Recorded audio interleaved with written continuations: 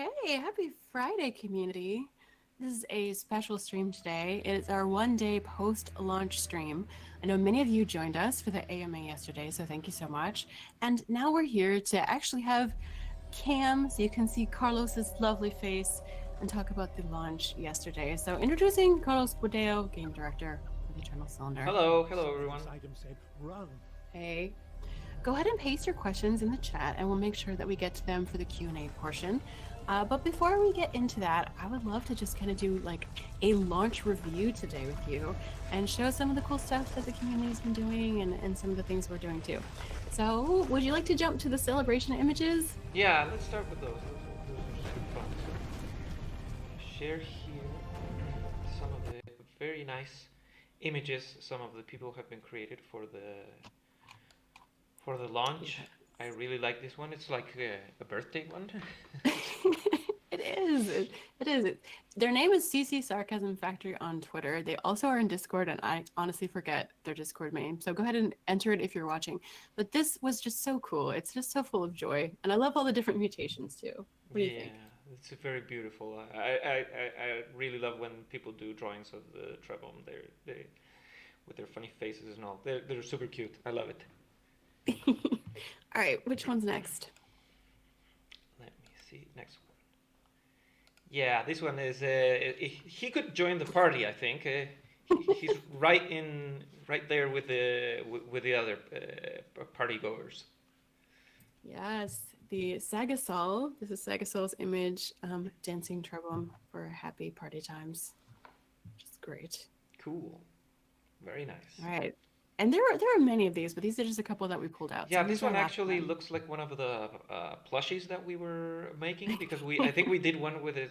I'm not sure if it was gray or white with the red eye rings, but it reminds me of that one. Yeah. All right, so I think we have Bunny Know What is our last one here. Yeah, they took some time with this. Yeah, he got left out of the party by his face. If you look at his maybe face. So. It looks a little sad for a celebration. It's a little sad. I love it. I really like it. It's really cool. This is actually I can actually recognize which part of the game this is based on. Yes, I know perfectly where that is. I played it so much that I even with the randomized tile placement, you can't trick me. I know where that is. Nice. We have a bunch of nice comments coming in on Twitch. Podwick says, just wanted to stop by and say thanks for creating such an original game concept. I can't wait to play it. Thank you. Aww. And Torches Vic says, you guys are very talented. You've made a beautiful game. Much appreciated. All right. And that's really nice of you all to say. We have some good reviews as well coming in that we're super bragging proud of right now. So we're going to talk about them a little bit. Mm-hmm. So the first one's from Destructoid. Do you want to read it? You can read your own braggy review. Okay, let me go get that. Yeah, read the important part.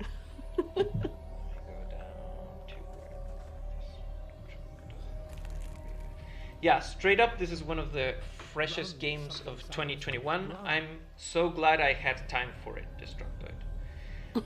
See, you're fresh. Yes. Well, I did. One thing I did want to mention. I think I talked about it in the AMA yesterday, and this is, I guess, part of the reason this reviewer liked this game so much. I feel that when we designed the Eternal Cylinder, we tried to sort of mimic the sort of experience we had as kids in the 1980s, when there was not so many media and things going around.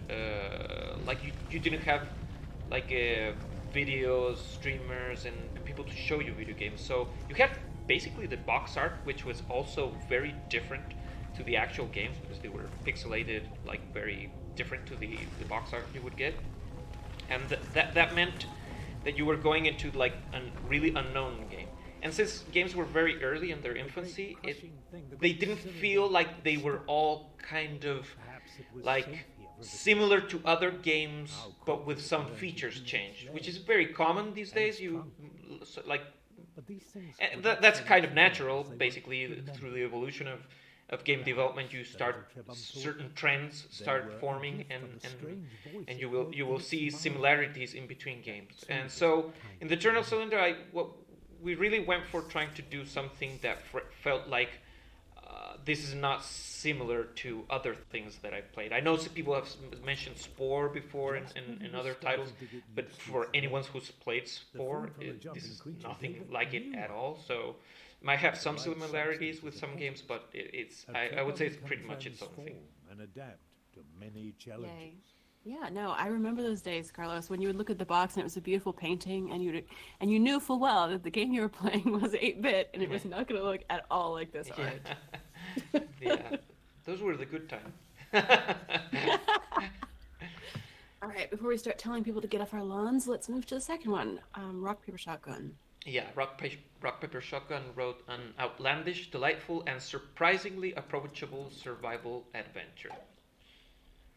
Yeah, Yes, Rock Paper very Shotgun nice. have always been very nice to us. Like we love them. We love you if you're here. All right, this is a word you hear a lot now when it comes to the game, gorgeous. I've had to look up in the thesaurus what are other adjectives besides gorgeous because it's said so often when it's referring to the Eternal Cylinder. So read this one from PC Engage. Yeah, the Eternal Cylinder is a gorgeous adventure game that features one of the most compelling stories I've seen in years. They actually gave us a 9.5 out of 10, so it's almost a perfect score. So this was really, really, really nice when we saw it. All right, and our last one, honestly, like people should read this review if they haven't by Hardcore Gamer because they just write beautifully and in such a like unique style that is very prose-like. I mean, there's a lot of poetry happening in this review, but here's your title. Yeah, it's the mystery permeating a vast chunk of the Eternal Cylinder that Ace Team have nailed spectacularly. Yay. Yeah, I love so much that there was a strong like you can see that people are reacting to the story, and I was for all the previous live streams and whenever we talked about the game, I would very much try to not spoil things about the game to people, but I would keep on saying, but there is a story, there is a story. Like it's not like a regular survival game in which uh, I mean I don't know, many survival games do have stories, but many of them you typically play them more for the experience, like okay, I'm in the jungle and I have to survive and I gotta get water and stuff. So yeah, well, the Eternal Cylinder isn't per se exactly a survival game. It's a mix of so many different things. But I kept on saying the story is a big part, and I'm really happy. Jonas Kiratse, who's the writer with whom I worked so much during the development of the project, we're both really happy about this aspect that people really have been reacting positively to the story of the game. Yes, very much so. Okay, a little flashback for those who might be just joining us or who haven't opened their email. If you have signed up for the newsletter, which went out monthly for, gosh, a long time, there is inside it a special key for those of you who have been longtime community members of ours that has the soundtrack in it, which is just beautiful. And you can download all the MP3s and have it for yourself. But do you want to talk a little bit about the music? Because it's definitely something that I feel like shapes your experience when you play this game. Yeah, I really love the soundtrack of Eternal Cylinder. I think it's Patricio Meneses who's the composer. He's worked on all our titles, and he's a very talented musician. With this one, we went into a lot of I went into a lot of detail with him about what type of feeling I wanted the game to convey at different parts of it, and the music I would say is sometimes a mix of melancholic and but hopeful and mysterious. So the whole thing about making you feel like in this alien world with all these planets and stars was something that I really wanted to convey as you were experiencing the game. Now, the funny story about where the music, the influences for the music were. So usually Andres and I, Andres is my co-founder, also he's one of the game designers of the project. We usually talk together with Patricio about the music. So he was leading Patricio to listen to some, like the main theme of Stranger Things and some things that are a little bit more serious. And the sources of inspiration that I was giving to Patricio was the music of Bejeweled 2, which is the mobile phone game with little jewels that you move. But if you actually go and look for it, it's a very like sort of surreal, like very atmospheric music. That it's very uncommon from my point of view, very uncommon for a mobile game, but it's really awesome. So a mix of those elements is what helped us start using as a source of inspiration for the music. And yeah, I'm really happy. It's my favorite soundtrack from maybe any of the games that we've done. Well, first, congratulations for being one of the few people that actually listens to their game audio while playing one on your mobile. And that's a super cool story. Love it. Okay, now unrelated but also neat, we have this just unexpected thing that you sent to us the other day that I've been trying to get Discord to share around to other Discords and put on social everywhere, but I just think this animation is so cute. Can you talk a little bit about that? Just first of all, it's like the Trebums are stealing things from each other and then getting punishment, which is hilarious. But show it. Go ahead and show it.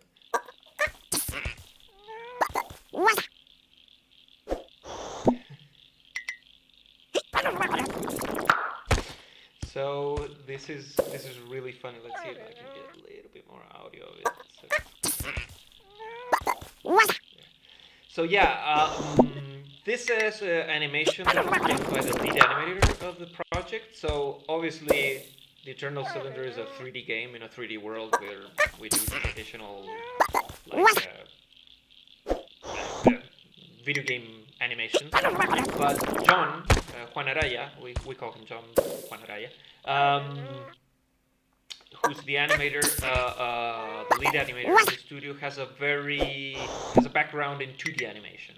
And it's really kind of a pity because he's really, really talented, and if you look at all our games, it's been 3D. Now, obviously, with one person, you can't produce an entire video game. It would be a little bit too much on Juan's shoulder if we were to make an entirely 2D game. But he's very, very talented, and we asked him to do if he could do something for the launch of the Eternal Cylinder, and he came up with this gorgeous animation. It's really funny. I really like the way that the Trebum transforms. It's even better than the one in the game. Trebum's face looks like the bunny no more image above. Sad. Very sad. Yeah. He didn't get the square one, but well, it's it's really nice. They're asking how long did it take to make the animation? I mean, I know, we all have our responsibilities with work, and also this is kind of a promotional thing, so we couldn't really entirely focus on working on this. I think it took him a month, but not entirely like full time devoted to that. So I'd have to ask him how much it would take him if he were to actually do it like full time. Okay, fair enough. Okay, well, we have looked and tested and QA'd this game thoroughly. There are always bugs in every game, and this one has some, and we've chosen our very favorite ones. If you do play and you encounter a bug, please join us in Discord. We'll throw a link up in our channel, and you can go to the reporting channel and report your bug, and we'll address it. But some of them are just really amazing. So let's look at two of our favorite ones, and we can do that. So the first one, let's switch over the video. They're saying the video is very loud and they can't hear us. Oh, okay. Sorry. Okay. So the first bug is Lore Pretzel, who has reported this so kindly. I think is this Lore Pretzels? Yes.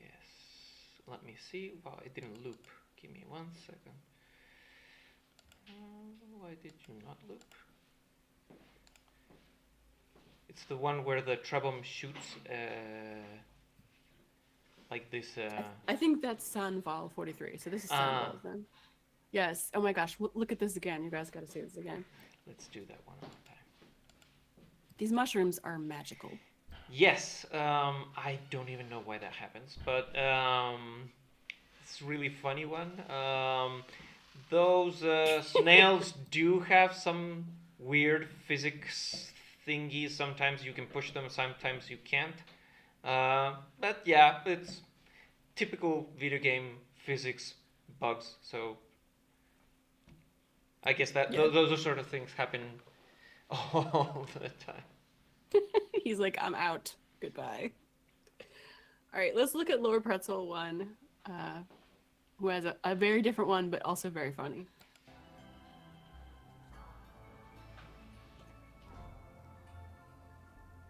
Yeah, I wonder what key combination or what the person is doing.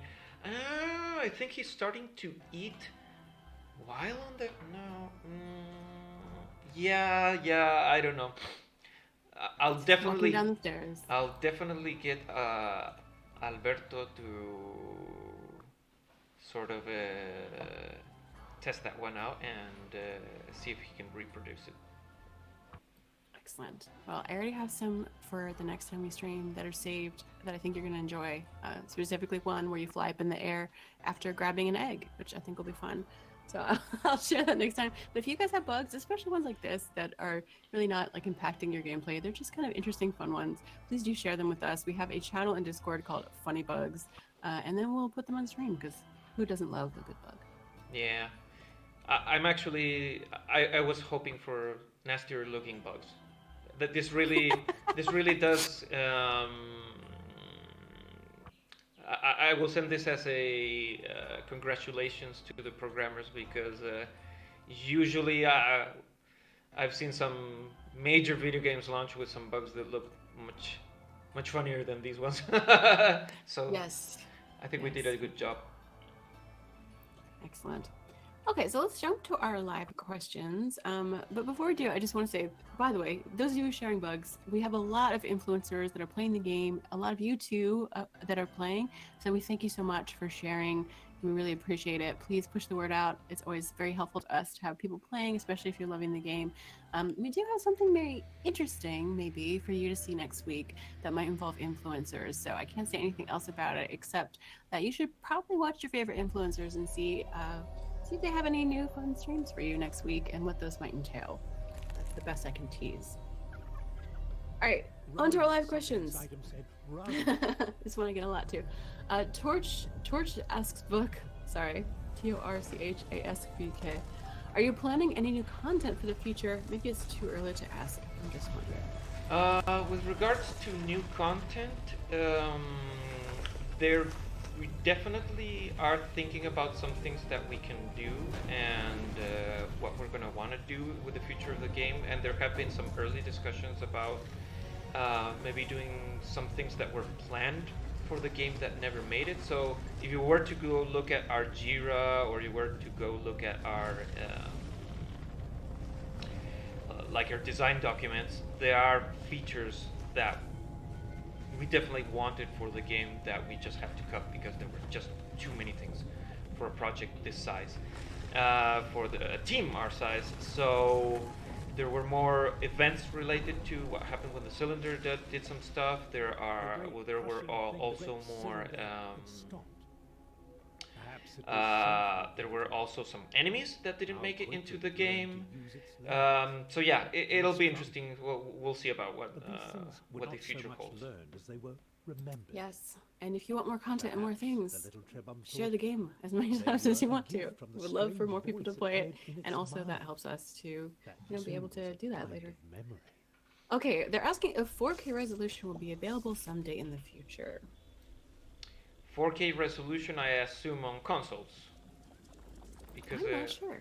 on Yeah. PC you can get. Well, I run it at 4K, so that has to do more with whether or not the. I mean, that depends mostly on getting the game as a native version for the Xbox Series X or PlayStation 5. So if we do a native version, then I assume we would get as high as 4K. But I'm hoping I'd have to check back with the programmers and see, because for the most part for the game the bottleneck has been CPU. CPU wise, it has been what has been taxing more for the game, and GPU is something you can play a lot around little bit more with. So on consoles that was the biggest challenge. But yeah, we'll see. By the way, I am totally creeping. Is it Edmundo behind you? I can't see. I'm totally creepy on him. His browser history while Edmundo he's searching. is behind me, and I don't know what he's doing. He's checking some. I love I it. don't know. Love it. He's looking at articles about the Eternal Cylinder. Yeah, He's promoting looking. you right behind. He's checking articles of the game. I think so. That's what I can see myself seeing. Now he switched to the editor, or I don't know. I love it. I love it. That now that responsibility Okay, let's see. You guys have any further questions that you want to share before we sort of jump into the game? Maybe you want to just do some play right now, and we'll gather them as we can. Yeah, I guess I can jump in and play a little bit of. So I'm not really gonna go very deep into the game, because I know I don't want to really spoil anything for people who are maybe starting. So I think I'm gonna start from chapter 2. If you haven't played up to this point, maybe it's a good time to jump out if you don't want to get spoiled. Spoilers. But, yeah. So here, 1 second. Here. The one encompasses too much, crushing everything and making it. All right, you guys let us know if that audio is balanced okay and stuff when you're listening. So start chapters. I will go here. Just gonna wander around a little bit in the game. Gonna see if I can show some stuff that's interesting for people. Again, if you haven't gotten as far as chapter 2 and don't want to get spoiled, this would be the moment to kind of say bye-bye. You've been warned. You've been warned.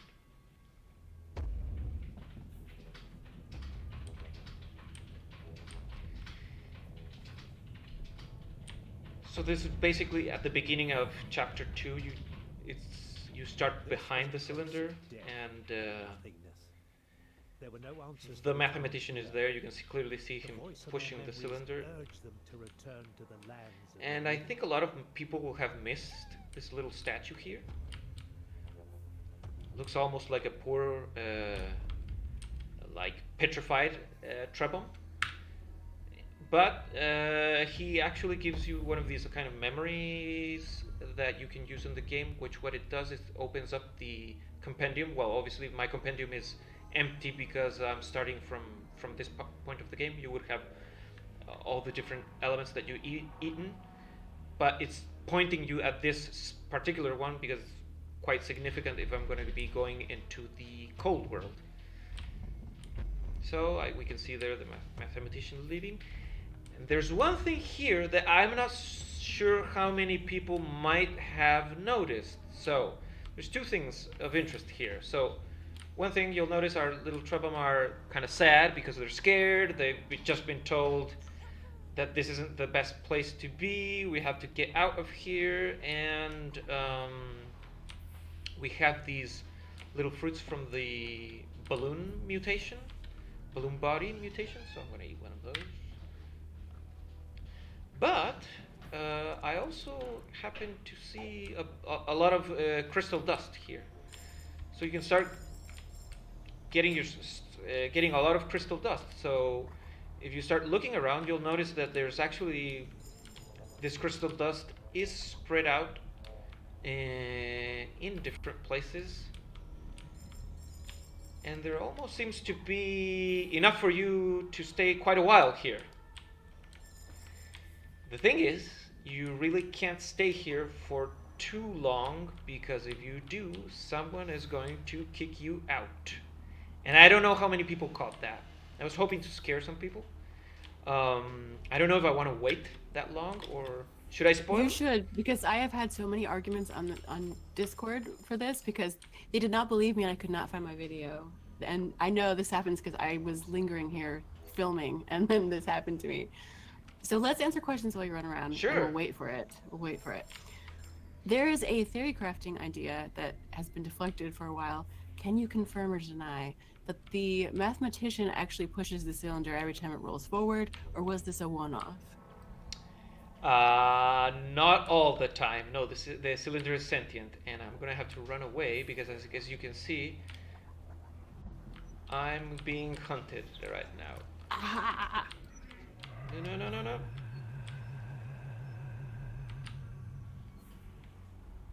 So this was created just to keep people from not moving Yes, along? we actually didn't want people to be able to stay here indefinitely, obviously. You can actually go behind the cylinder at different points in the game. It's not the only time you can do. And obviously, doing so means that you can start stocking up on crystal dust. So we needed someone to kind of say, no, no, no, no more. You have to exit. And that enemy, if you actually do not, if you do not encounter him at this point, no, I'm not gonna make it. Yes, yeah, I made it. If you don't encounter him at this point of the game, you will further, but I think a lot of people will just simply miss that interaction. Like the game has a lot of like small things that we planned for that I'm pretty sure some people will never see in their full playthrough of the game. So, survive their encounter with the mathematician. They were back Awesome. to where they'd started.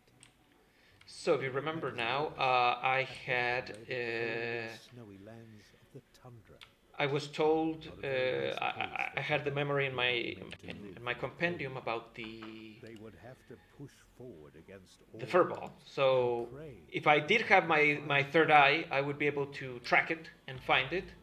But the narrator does tell me, oh, you should go get these little furballs. So that was a way of helping out people who might have a difficult time finding the furball. the Trebon were going to deal with this. In this case, I got it pretty immediately, but this is something that I also don't think many people will notice of the game. Well, some people will, but people who are more familiar with it. The location of all the elements in this part, in this area, uh, they're here due to like the random selection, like random organization of the environment. So I could have like jumped over the cylinder and fell on an area where I was far away from the furballs, and I would have had to sort of investigate further away from that starting point to get to the point where I get that mutation. So we sort of give all these hints and elements to people to make it easier to find their destination. So I'm gonna try to see if I can find, yes, this is one of the other interactions that I think is kind of cool that I'm not so sure so many people will find out. Let's see if I can get this guy to take notice of me. Come on, come on. Oh, he really wants you. Whoa, let me change. Okay. He's got me. So basically, I've been taken by this flying creature. Whoa. He's not moving. Really? He's not moving. Okay. He let me go. So what should have happened, he decided not to move to take me anywhere. I think that might be because I switched on the fly. Let me see if I can get it done again. He should have taken me to one of the trees. Let's see if I can do it again. Come on, come on, come on, come on. Blue schlop, do it. Go for it. Yay! Let's try again.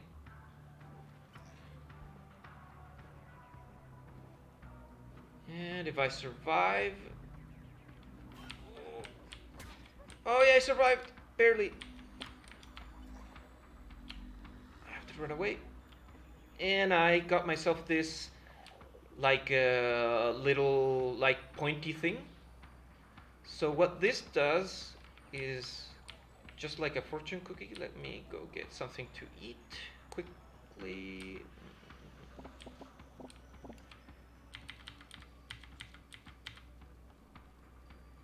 By the way, one thing that some people might like to know as like a little tip, when you're eating with the trebum, you can hold the eat button and it'll eat them like one by one by one. But if you sort of tap on it quickly, you can eat the food much faster. So if you want to speed up the eating process, you can actually do that. Would you mind showing them the settings so if you don't want to be quite as worried about survival, and you can play the other way? Sure. And you can have it on video, and then everyone can know for sure. Okay, just let me show everyone this funny mutation we have here. So now I have what is the extendable eyes. And this was kind of neat because it allows me to sort of explore, like to see further away, so I can extend my eyeballs in the air and sort of scout the environment.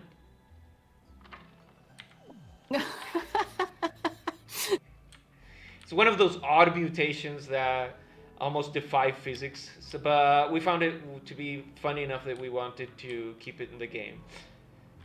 So getting that particular mutation is pretty hard unless you actually know that these little crystals are stored up there in the trees. I think you can get them from random locations in the Trebum caves, so that would be a secondary way of maybe get them. But again, it's totally feasible. The person would go through the entire game and really not finding them at all. So the thing that you were asking me about is the settings. So as you might have noticed, my trebum got hungry and I needed to start feeding them. They go thirsty, and you sort of have to. There's this whole thing about having to like take care of your family and keep them well fed and keep them hydrated. Now, I can understand some people might not be so much into survival mechanics in video games, and they just want to go sort of explore more and see things without having the pressure of going hungry or going thirsty. In that case, you just simply go here and you turn on easy survival mechanics on.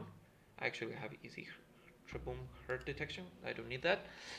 And now, after applying this option, the food meter, I mean the amount of food I need in order to keep my family well fed, and the ratio at which it depletes is much slower. If you actually play the game like this, the secondary eating that you get by just consuming things, and the trebums, sometimes your fellow trebums eat things on their own, that will almost be enough to have you covered for the game. So you usually will mostly only go thirsty because you're maybe using the water cannon too much and you're depleting water from using it as a weapon, but not because you're becoming dehydrated, because the survival mechanics of the game are doing that. So we wanted to make the game accessible for everyone and to be able to play it a little bit differently if you wanted to. And one of the reasons I keep it in personally is because the game has this whole design around going from one tower to the other and then having to survive in the new area. So basically, if food doesn't become something of importance, you basically arrive pretty well fed, or like with a lot of energy, to the next run, and you could, by doing so, sort of run faster through the game and not need to take care so much about exploring the environment around you. Because if you'll notice now, I'm just gonna simply go and run through this part. The energy, the yellow energy, like a bar that I have up there on the top left, it's not depleting almost nothing at this point. So at this point, the only thing that's relevant is basically my stamina circle at the center. But I'm not really consuming a lot of energy by rolling in the game. So that means I won't really need to feed all that much when I arrive to the next section of the game. And that's fine. I mean, I'm pretty sure a lot of people will maybe prefer that and not have to feel that they have to constantly be eating. Yeah, it's totally a thing of preference. The game works totally fine either way.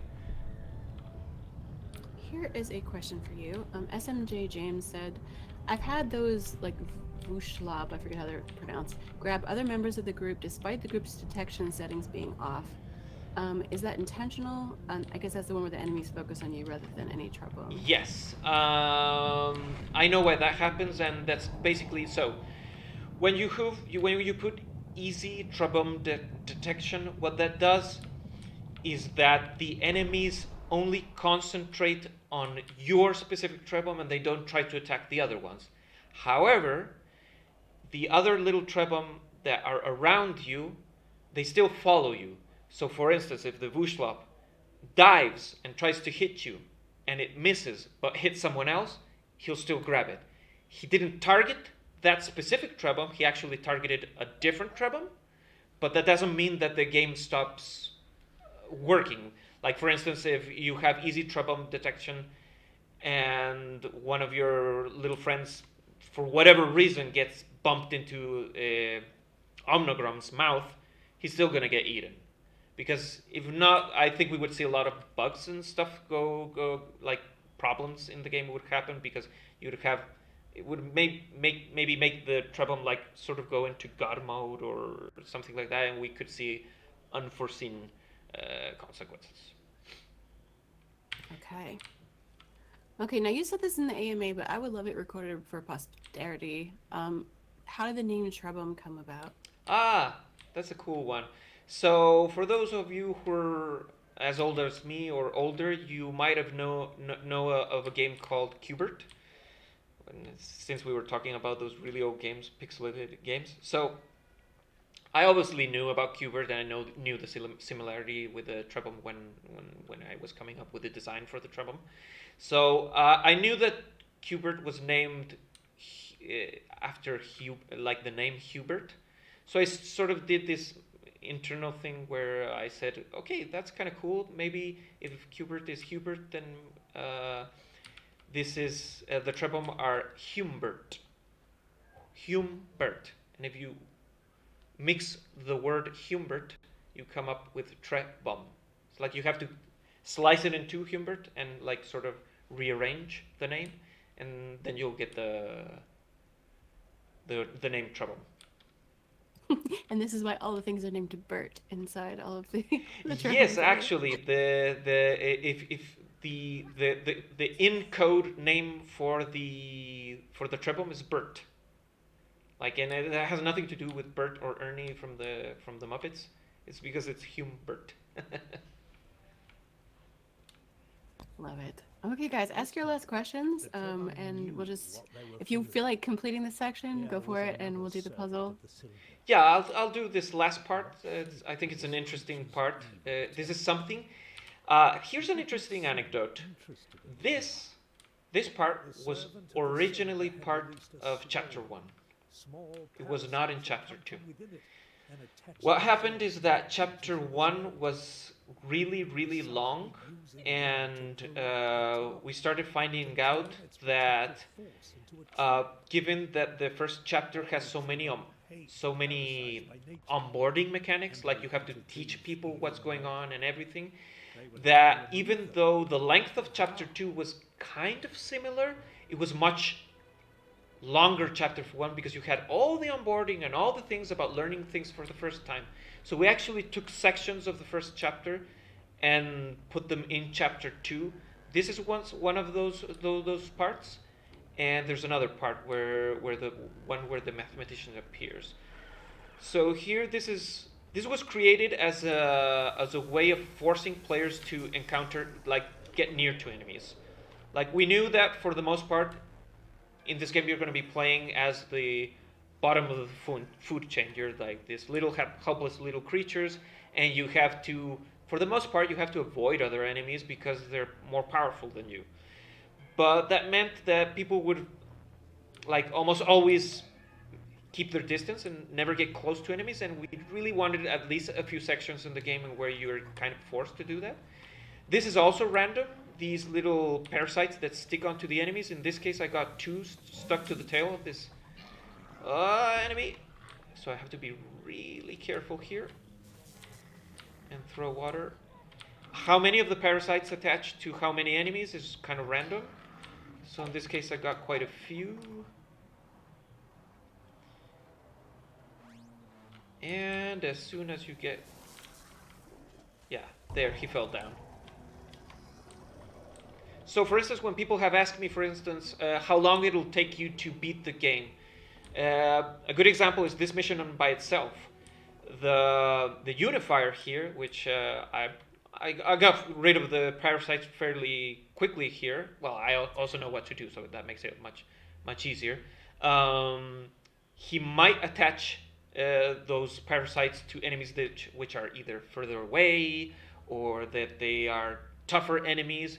This mechanic does play out a few more times in the game, and each time that happens, it's totally random what he's gluing on his parasites to, and sometimes he glues on to like some portions of some parts of enemies, like some really tough enemies, and you'll have a hard time like just getting rid of the parasite. So there's a lot of randomness going on in the game, and I definitely think people will enjoy if they want to play through it again, having different experiences. I've seen YouTubers like try to get to from one tower to the next one and find themselves blocked by a big gap in the environment, like you have like a big canyon or a mountain, and that's for the most part. Most of those are totally random. You never know if they're going to appear there or not, so it makes each playthrough fresh and interesting. Very cool. Okay, guys. Well, thank you so much for joining us for this stream. We usually do them every other week. Now that lunch is out, we'll have to double check in, but we will have probably another stream soon here. But feel free to join our Discord, hang out with the devs, and share your own gameplay. Yay. Yay. You know, I think, Carlos, we should raid one of our new community members, our younger community members, Ceramus, is streaming the game right now, and they're not a normal streamer.